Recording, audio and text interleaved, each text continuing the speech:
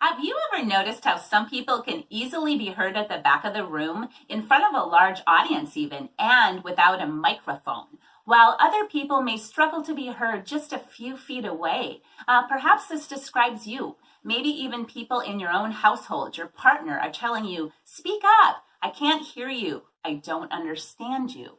Well, if this is the case, it could be because you're lacking the quality of resonance in your voice. Right, Barbies? Right. I'm Laura Handke, Lake Oswego's transformational voice teacher, and resonance is what classical singers refer to as being in the mask or the buzzy spot. And what that is it's the difference between pulling your voice back in your throat as opposed to utilizing all this space that's up inside your head that causes your voice to ring out and carry. Now, Malibu Barbie and Ken are going to help me demonstrate today what it sounds like when you speak with resonance.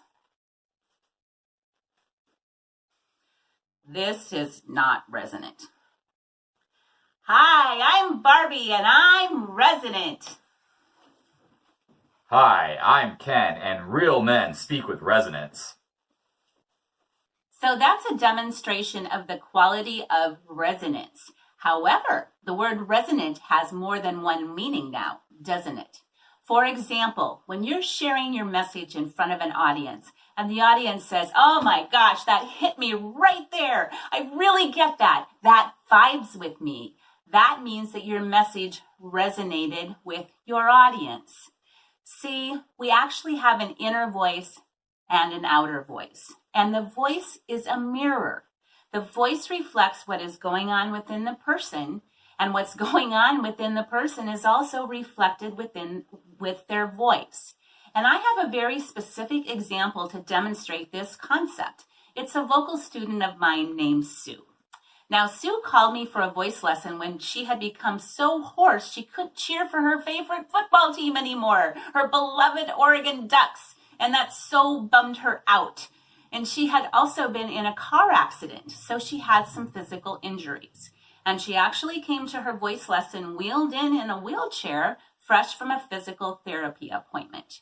And Sue had posture that was kind of like this. Her head was down, and her voice was just barely rasping out. It was very difficult for her to speak. And when I asked Sue, "When did you first start losing your voice?" her response was, "In my first marriage of 28 years. See, Sue totally got the concept of the inner voice and the outer voice, and the voice as a mirror. And we worked together for just over an hour. And at the end of that hour, Sue was able to stand up, steady herself with her hand on the back of a chair, and she was able to say, "Hi, my name is Sue."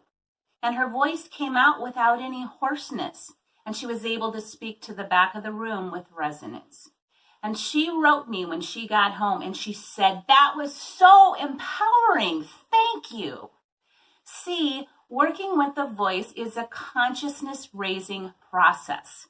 The more you work with both your inner and your outer voice, the more your message starts to crystallize. So you'll know what wants to come through you so you can share it in a message that resonates with your audience.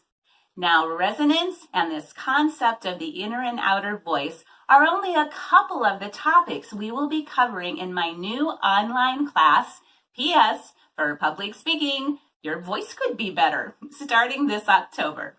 Now, to see if this class is a good fit for you and to answer any general questions you may have about your voice, I am offering a free webinar coming up October 12th, Pacific Standard Time at noon. And all you need to do to sign up for the webinar is click the link in the description below. Now, PS, Your Voice Could Be Better is a small, intimate training with room for only 12 people, so you'll want to secure your spot right away. Thank you for joining Malibu Barbie, Ken, and me for this video today.